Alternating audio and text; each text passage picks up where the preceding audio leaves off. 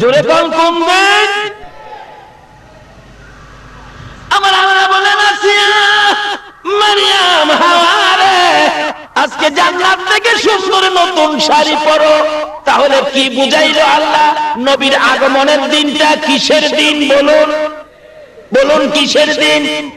আমার আল্লাহ যদি জান্নাতি মহিলা আসিয়া মারিয়ামকে নতুন কাপড় পরে আনন্দ ঈদ করার নির্দেশ দিতে পারে, তাহলে ঈদে মিলাদুন নবী আছে কি না বলুন? জান্নাত থেকে নতুন সুন্দর শাড়ি পরে আসিয়া মারিয়াম রাহিমা হাওয়া ওই দরজা দিয়ে বাহির হয়ে আসতেছিল। আব্দুল মুত্তালিব আকাশের দিকে তাকিয়ে অবাক হয়ে আছেন। তোমরা কারা গো, কই যাইবা গো? শোনা যায় আকাশে আনন্দের ঢেউ খেলতেছে আর ডাকতেছে, চলো আমেনার ঘরে যাই, আজকে মুহাম্মাদুর রাসূলুল্লাহ তাশরীফ আনতেছে। আব্দুল মুত্তালিব আকাশের মধ্যে এই অবস্থা দেখে একটা দৌড় মেরে আমেনার ঘরের দরজায় গিয়ে দাঁড়ায় ডাকতেছে, উম্মে আইমান রে, আমার নাতি কই রে, দে আমার এতিম নাতি আমার কোলে উঠাইয়া দে। উম্মে আইমান ঘরের ভিতর থেকে বলতেছেন, ও আব্দুল মুত্তালিব, আপনার নাতি হবে না নাতিন হবে আপনি জানেন কিভাবে? আপনি বলতেছেন আমার নাতি আমার কোলে দে। আপনার তো এখনো নাতি নাতর হয় নাই, কি হবে আমরা তো বলতে পারতেছি না। আব্দুল মুত্তালিব বলেন, উম্মে আইমান, আমার নাতি হবে রে, যে নাতির খবর আকাশে হয়েছে। সুবহানাল্লাহ। যে নাতির খবর আমি আকাশের মধ্যে শুনেছি, নিশ্চিত আমার নাতি হবে, যে নাতি মুহাম্মাদুর রাসূলুল্লাহ। উম্মে আইমান বলেন, আব্দুল মুত্তালিব পাগলামি করেন না, নাতি নাতকর কিছুই হয় নাই, একটু চুপ করে থাকুন, দেখি কিছুক্ষণের মধ্যে কিছু হয়ে যাবে বুঝি। কেন না আমেনার ঘরের চারিপাশে দিয়ে আনন্দের ঢেউ উঠে গেছে। মা আমেনা বলেন, আমিও দেখতেছিলাম রহমতের ফেরেশতারা চারদিক ঘুরতেছে, কে যেন দুনিয়ায় আসবে। ওই আগমনের জন্য, মহান অতিথিকে স্বাগত জানানোর জন্য ওই ফেরেশতারা আনন্দের ঢেউ উঠাইয়া দিছে। আল্লাহু আকবার। মায়ামিনা বলেন, কিছুক্ষণ পর সুবে সাদেক যখন হয়ে যায়, এমনি সময় দেখি আমি একটু ব্যথা অনুভব করি নাই, একটু কষ্ট আমি আমিনা অনুভব করি নাই। এমনি সময় দেখি একটা পূর্ণিমার চাঁদ উদয় হইয়া গেছে। আমি আমিনা এইনা যখন কোলে নিলাম, তাকাইয়া দেখি আমার শিশু সন্তান পূর্ণিমার চাঁদের চেয়েও সুন্দর দেখা যায়। আমি যখন কোলে নিয়ে বসলাম, ওই রহমতের ফেরেশতারা আমার ঘরের চারপাশে ঘুরতেছে আর জশ্নে জুলুস করতেছে। মোদের দয়াল নবী এই দৌরাতে অন্ধকারের বর্বরতা দূর করিতে, আরে রহমতেরই দুয়ার খোদা দিলেন খুলে, তোরা দেখি যা। মা আমেনা বলেন, শুধু এইখানে ওয়াজ করলে 2 দিনের দরকার, কি যে ঘটনা এখানে ঘটছে। তাহলে নবীজি এই অবস্থায় এইভাবে নবীজি দুনিয়ায় আগমন করেছে কিনা বলুন তো? এই আগমনের সময়টার আলোচনাটার নাম হলো মিলাদ। এই নবীকে পায়া খুশি হওয়ার নাম হলো ঈদ। দুইটাই মিলায়া হলো ঈদে মিলাদ। ঈদে মিলাদুন নবীর অনুষ্ঠান যারা করেছেন, কে আজকে সেই মিলাদুন নবীর আয়োজন করেছো? হযরত আবু বকর সিদ্দিক রাদিয়াল্লাহু তাআলা আনহু বলেন, যদি ঈদে মিলাদুন নবী, নবীর আগমনের অনুষ্ঠান আনন্দের সহিত কেউ যদি 1 দিরহাম পরিমাণ টাকা খরচ করে ঈদে মিলাদুন নবীর অনুষ্ঠান করে, আমি আবু বকর তাকে না লইয়া বেহেশতে যাব না। আচ্ছা, আবু বকরের কথাটা কি মিথ্যা হবে? বলবেন হুজুর, আবু বকর বেহেশতে যাইব কি না এটা কি আবু বকর জানে? কিন্তু আবু বকর না জানলেও আমার আল্লাহ জানে। জানে কিনা বলেন? আমার আল্লাহ বলেন, বন্ধু গো, তোমার আবু বকর কই? তোমার আবু বকর কই? ও বন্ধু শুনে রাখো, তোমার আবু বকর যতক্ষণ পর্যন্ত বেহেশতের ভিতরে পাও না দিবে, ততক্ষণ পর্যন্ত কাউরে আমি বেহেশতে যাইতে দিব না। আবু বকরকে আমার আল্লাহ এত ভালোবাসেন কেন? বলুন, আবু বকরকে আমার আল্লাহ এত ভালোবাসেন কেন? আবু বকরের মধ্যে আমার নবীর ভালোবাসা ছিল, কি বলেন ঠিক কিনা? আমার নবী আবু বকর আমার এই নবীকে কত ভালোবাসতো। আবু বকরের জীবনী আলোচনা করলে এক রাতের দরকার, সংক্ষেপ আলোচনা। মা আয়েশা সিদ্দিকা রাদিয়াল্লাহু তাআলা আনহা একদিন প্রশ্ন করেছেন, ইয়া রাসূলুল্লাহ, আকাশে এত তারা দেখা যায়, এত তারা আকাশে, এই তারা পরিমাণ নেকি কি কোনো মানুষের আছে? আচ্ছা, পৃথিবীর কোন বিজ্ঞান আকাশে কত তারা আছে এই গণনা কি করছে? আপনারা কি খবর কেউ পাইছেন? আকাশে কত তারা আছে কোন বিজ্ঞান এই খবর দিতে পারছে? কিন্তু মা আয়েশা তো প্রশ্ন করে ফেললেন। আসলে অনেক সময় মহিলারা আসলে অনেক সময় এমন উদ্ভুত প্রশ্ন করে বসে। আমাদের এলাকার ঘটনা, এক বেচারা নৌকা চালায়, তখন তো ইঞ্জিন ছিল না, হাতে যাইতো বায়া, পালে চলতো, গুনে টানতো, এরকম চলতো। ওই মহাজন বলতেছেন, মুনি পাইতেছি না, নৌকা চালামু কি দিয়া? বাড়ি অন্য মহিলা কইতেছে, তোমার যে কারবার, নৌকা পালে যাইবো, গুনে আইবো, মুনি মানুর কাম কি? ফালে যাইবো, গুনে আইবো। ওই পুরুষ লোকটা বলতেছে, আরে ব্যাককলের ব্যাককল, ফালে যাইবো তো বাতাস বাও থাকলে ফালে যাইবো, যদি আমি যাব দক্ষিণে, যদি বাতাস থাকে দক্ষিণের, এই উল্টা বাতাস কি ফালে যাইবো? মহিলা তখন কয়, আমরা মেয়ে মানুষ, আমরা কি এত কিছু জানি?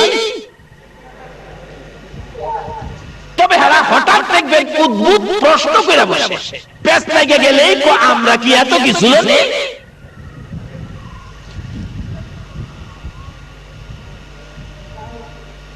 মা আয়েশা বলেন, ইয়া রাসূলুল্লাহ, আকাশে কত তারা, এই পরিমাণ নেকি কি কোনো মানুষের আছে? আচ্ছা খোদ, এই প্রশ্নের জবাব আমরা নবী ছাড়া পৃথিবী আর কেউ দিতে পারবে?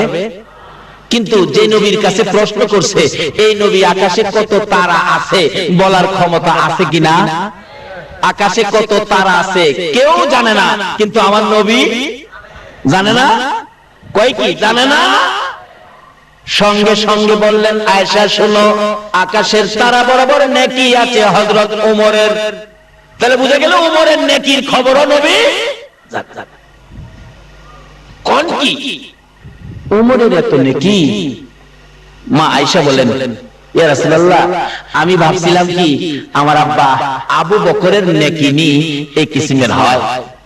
এবার আমার নবী বলেন, আয়েশা রে, ওমরের নেকির খবর দিলাম, শোনো তোমার আব্বার নেকির খবর। মা আয়েশা ভাবতেছেন, আব্বার নেকি কি ওমরের চেয়ে আবার কম হয়ে যায়?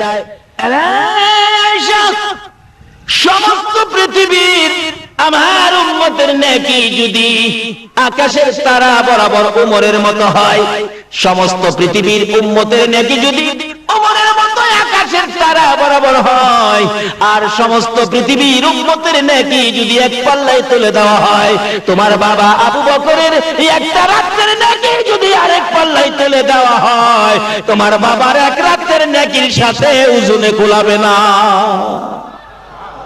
মা আয়েশা সিদ্দিকা বলেন, এখন খুশি না বেজার? মা আয়েশা বলেন, ইয়া রাসূলুল্লাহ, এই রাত্রগুলি কোনটা আমার বাবার এত নেকি পাইলো, ওই রাত্রগুলি কোনটা জানিয়ে দেন। আমার নবী দুইটা চোখের পানি জর্জর করে ছেড়ে দিলেন। আয়েশা রে, যেদিন আমি মক্কাবাসীর যন্ত্রণায়, মক্কাবাসীর নির্যাতনে মক্কা থেকে হিজরত করে মদিনায় যাব রে আয়েশা, আমি তোর বাবা আবু বকরের কানে কানে 6 মাস আগে বলেছিলাম, আবু বকর মক্কায় থাকতে পারবো না, মন কয় হিজরত করতে হবে মদিনায়, কিন্তু সঙ্গী হবে তুমি আবু বকর।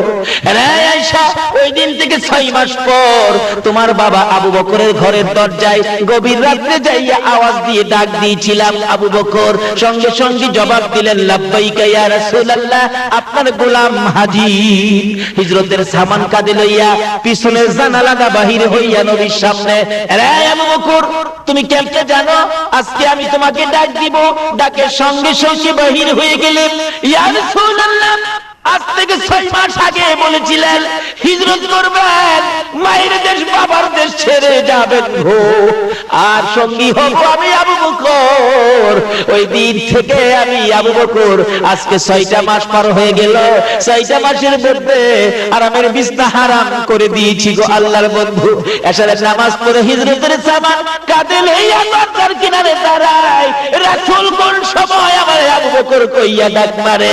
এই এশারের পর থেকে দাঁড়াইয়া থাকতে থাকতে ফজর পর্যন্ত দাঁড়াইয়া থাকি। আল্লাহর কসম করে বলি গো আল্লাহর বন্ধু, এই 6 মাসের মধ্যে একদিনও আবু বকর পিঠ লাগাই না। হুজুর চলুন, দেরি করা যাবে না, ওই তো পিছনে শত্রুর আওয়াজ শোনা যায়। আমার নবীকে লইয়া আবু বকর হাঁটতে শুরু করলে। রাসূল বলেন, আবু বকর রে, সন্তানের মায়া করলি না, বাড়ি ঘরের মায়া করলি না, আমি নবীর মায়ায় সব ছেড়ে রওনা হয়ে গেলি। আবু বকর বললেন, ইয়া রাসূলুল্লাহ, শুধু সন্তানের মায়া নয়, বাড়ি ঘরের মায়া নয়, প্রয়োজন হলে আমি আবু বকরের জীবনটা পর্যন্ত আপনার রাসূলের জন্য দিয়ে দিব।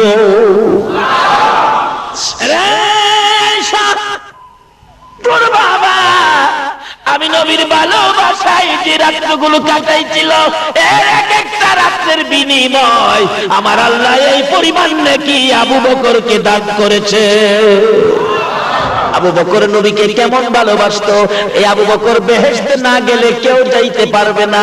আবু বকর কেমন ভালোবাসতো, আল্লাহু আকবার। আবু বকর আমার নবী যখন দুনিয়া থেকে বিদায় হয়ে গেলেন, মদিনার শাসক ক্ষমতা তার হাতে যখন এসে গেল, সাহাবীদেরকে নিয়ে মাঝে মাঝে যখন মিটিং করতে বসতেন, পরামর্শ করার জন্য বসতেন, এমনি সময় কোন কোন সাহাবীরা নাকের মধ্যে কাপড় দিয়ে চাপায়া ধরে বলতো, কার কাছ থেকে জানি কলিজা পোড়া গন্ধ আসতেছে। আবু বকর দুইটা চোখের পানি জর্জর করে ছেড়ে দিয়ে বলতেন, সাহাবীরা রে, কারো কাছ থেকে কলিজা পোড়া গন্ধ আসতেছে জিজ্ঞেস করতেছো, অন্য কারো কাছ থেকে নয়, আমি আবু বকরের কাছ থেকে গন্ধ আসে। যেদিন আমি আবু বকর এই দুইটা চক্ষু দিয়ে রাসূলকে দেখি না রে, ওই রাসূলের বিরহের যন্ত্রণার আগুনে পড়তে পড়তে আমি আবু বকরের কলিজাটা ছাই হয়ে গেছে। আবু বকর এই নবীর এই ভালোবাসা দিয়েছে, যেই নবীকে ভালোবাসা দেওয়ার জন্য আল্লাহ বলেছে, বলুন এই নবীর ভালোবাসা দিতে পারলে লাভ হবে না লস হবে? আবু বকর যেদিন দুনিয়া থেকে বিদায় হয়ে যাবেন, সঙ্গীদেরকে বলতেছেন, ও সঙ্গীরা, আমি যে নবীকে ভালোবাসতাম, নবীর জন্য যে আমি পাগল ছিলাম, আমার ভালোবাসায় নবী খুশি হয়েছে কিনা, নবী আমার পক্ষে আসছে কিনা, আমার আল্লাহ আমাকে ভালোবাসছে কিনা, আল্লাহ আমার পক্ষে আসছে কিনা, তোমরা প্রমাণ করে দিও। কিভাবে প্রমাণ করব? আমি যখন মৃত্যুবরণ করব, আমাকে গোসল দিয়ে কাফন পরাইয়া জানাজা শেষ করে নবীজির রওজার পাশে আমি আবু বকরের লাশ রাইখা দিয়া একজনে ডাক দিয়া জিজ্ঞেস করো, নবী গো, তোমার আবু বকরকে কোথায় দাফন করব বলে দাও। নবী যেখানে বলে সেখানে দাফন কইরো। আর নবী যদি রওজা থেকে কোনো কথা না বলে রে সঙ্গীরা, তাহলে মনে করবি আমার ভালোবাসায় রাসূল খুশি হয় না। যেখানে মনে চায় তোমরা আমি আবু বকরকে সেখানে ফেলে দিও। আবু বকর মৃত্যুর পরে গোসল দিয়ে কাফন পরাইয়া জানাজা শেষ করে নবীজি রওজার পাশে নিয়ে রাখলেন। হযরতে আলী রাদিয়াল্লাহু তাআলা আনহু পাশে দাঁড়াইয়া ডাকতেছে, ইয়া রাসূলুল্লাহ, আল্লাহর নবী গো, আপনার আবু বকর আপনার পায়ের নিচে হাজির, বলুন কোথায় দাফন করব? কোনো জবাব নাই। আবার ডাক দিলেন, হুজুর, আপনার গোলাম আবু বকর আপনার পায়ের নিচে হাজির, বলুন কোথায় দাফন করব? কোনো জবাব নাই। তিনবারের মাথায় হযরতে আলী রাদিয়াল্লাহু তাআলা আনহু খুব কাঁদতেছিলেন, ইয়া রাসূলুল্লাহ, আবু বকরের বেলায় যদি কোনো কথা না বলেন, আমি আলীর বেলায় জানি কি উপায় হয়। এমনি সময় সাহাবীরা দাঁড়ায়া চোখের পানিগুলো জর্জর করে ছাড়তেছে। হঠাৎ করে শুনে নবীর রওজাখানি ভিতর থেকে মধুর সুরে আওয়াজ আসতেছে। আমার নবী রওজার ভিতর থেকে মায়ার সুরে ডাকতেছে, আলী, আলী রে, কই রে? হ্যাঁ আলী, কই রে আমার আবু বকর? আমার হিজরতের সাথী কই রে? আমার গুনার সাথী হাতি কইর, দে দে আমার আবু বকরকে, আমি নবীর পাশে দাফন করে দে। এই নবীর ভালোবাসায় লাভ হয় না, লস হয়। আরে নবীর প্রেমের পাগল যারা প্রেম খেলা খেলে, বলুন নবীর প্রেমের,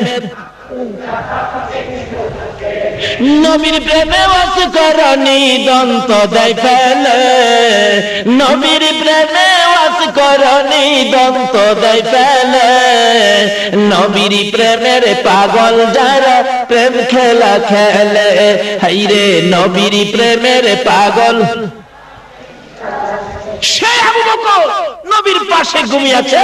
আল্লাহ বলেছেন, বন্ধু গো, তোমার আবু বকর যতক্ষণ বেহেশতে না যাবে ততক্ষণ পর্যন্ত কাউরে আমি বেহেশতে যাইতে দেব না। সেই আবু বকর বলেছেন, যারা ঈদে মিলাদুন নবী করবে, যারা ঈদে মিলাদুন নবীর পক্ষে যাবে, যারা নবীর আগমনে ঈদে মিলাদুন নবী করতে যাইয়া আনন্দের সহিত 1 দিরহাম টাকা খরচ করবে, আবু বকর বলেন, আমি আবু বকর তাকে না লইয়া আল্লাহর জান্নাতে যাব না। আজকে যারা মিলাদুন নবীর পক্ষে টাকা পয়সা খরচ করেছো, যারা মাহফিলের আয়োজন করেছো, নবীর আলোচনা শুনতে বসেছো, আবু বকর তোমাদের জন্য জান্নাতের দরজায় দাঁড়িয়ে থাকবে। যতক্ষণ তোমাদেরকে জান্নাতে না দিবে ততক্ষণ পর্যন্ত আবু বকর জান্নাতে ঢুকবে না। ঈদে মিলাদুন নবীর পক্ষে থাকলে লাভ হবে না লস হবে? কোন নবীর মিলাদ? যে নবীর সৃষ্টি না হইলে জগৎ সৃষ্টি। হাদিসে কুদসি লাউলা কালামা খলাকতুল আফলাক, আল্লাহ নিজে বলছেন এই নবীকে সৃষ্টি না করলে জগতের সৃষ্টি হতো না। এই নবী যে কেমন নবী, এই নবী যে কত ভালোবাসার নবী, এটা বোঝানোর জন্য আল্লাহ কত সিস্টেম করেছে। দেখেন, বলুন তো, মাথার টুপিটা এটা কার স্মরণে দেওয়া হয়? কার স্মরণে? আরো জোরে কর, নবী। নবী মাথার টুপি কি? নবী। দাড়ি, পাঞ্জাবি, আজানের মধ্যে নবী আছে, আজানের মধ্যে, আকামতের মধ্যে, নামাজের মধ্যে সালাম দিতে হয় কিনা? কেউ যদি নবী তো আমরার মতো নই, নবী তো আমরার মতো নই, সালাম দেউন লাগবে হেন নবীরে। আজগা সালাম নবীরে না দিয়া আমরার মহল্লার চেয়ারম্যান সামনে দাঁড়ায় নামাজ হইব। নবী তো আমরার মতো নই। আজকে আজানের মধ্যে নবীর নাম না কইয়া ইমাম সাহেবের নামটা কইলাম, মুয়াজ্জিনের সারি থাকবে। আছে না এক জাতের ভাইরা, নবী তো আমরার মতো নই, আছে না? আছে না? আচ্ছা কোন তো, দেখলে একরকম হইলেই কি মতন হয়? আচ্ছা, আমরার মতন তো একজন মন্ত্রী, মন্ত্রী রাস্তাটা গাড়ি দিয়ে গেলে দেখছি পুলিশ বাসি হওয়ায় সাজলেন মারজেন, মাথা গরম করে কত পাহারা কত কিছু। আচ্ছা, আমরা তো মন্ত্রীর মতো নই, আমরা গেলে কি ওই বাসি হওয়া?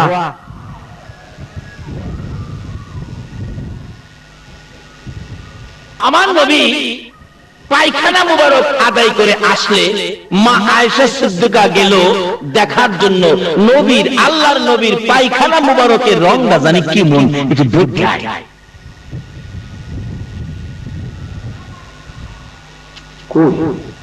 নবীজি দেখতেছে, ফিরে আইছে, আয়েশা কই গেছিলা? না হুজুর গেছিলাম।